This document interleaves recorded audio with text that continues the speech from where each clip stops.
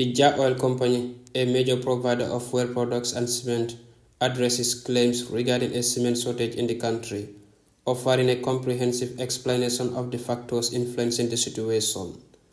Momodu Hydra, the company's general manager, says the recent increase in prices and supply shortages result from various economic pressures. American market, the cement market or industry, they import 42.5 R, just like us, from Vietnam. That's their major market. That's where they import cement. Now, when he slapped Vietnam with 47% tariff, he turned and slapped Egypt with 10%, and then slapped Turkey with 10%.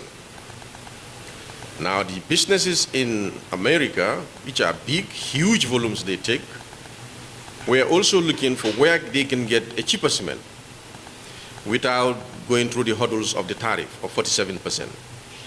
Then that led them to Egypt and Turkey. That is where our market is. Naturally, these are the two countries we also import from. So now when they flooded that market with that huge volume demand, of course, when demand is high, prices are automatically distorted. So prices started going up because they were booking very large volumes. Compared to us, it's like a trickle. So all of a sudden, the supplier couldn't catch up with that competition. And he told us that, well, we cannot continue selling you with the price we used to sell. They gave us an invoice, it was inflated. Despite these difficulties, Hydra highlights that Jar Oil continues to maintain the most competitive retail prices in the sub-region. He also accuses certain cement importers of distorting the facts to serve their own interests. Now, the only niche they carved and fabricated, which is their own making, that way they're trying to use as a way, is the price. Look at today, price is $4.75. When I heard that, I laughed. I said, who put the price at $4.75? Were you not the very people? After agreeing among yourself, you formulated a price, you agreed on a price, you agreed on a number. You circulated among yourself. Now that is what you are selling your product for.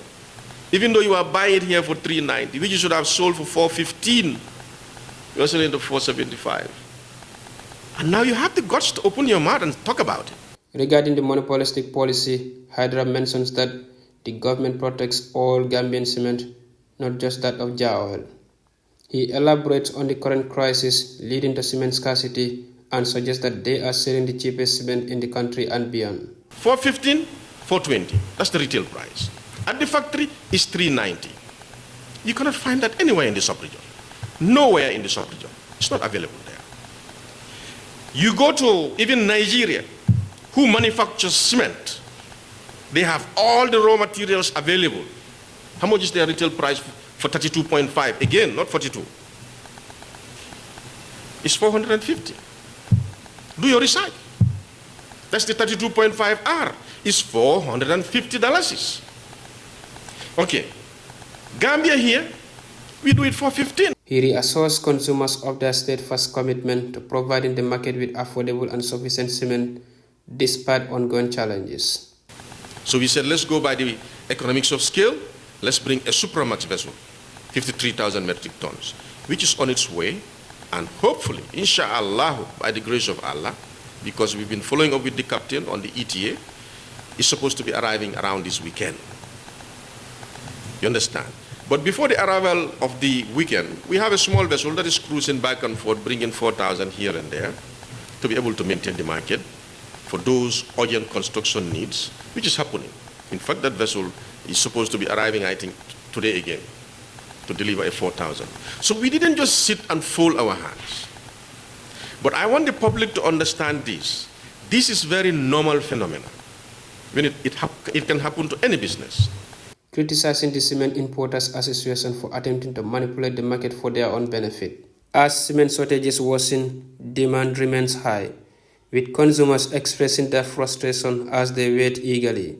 However, local suppliers assured consumers of their commitment to stabilizing the situation to ensure that cement remains affordable and accessible in the country. For TFN News, Dauda Balde.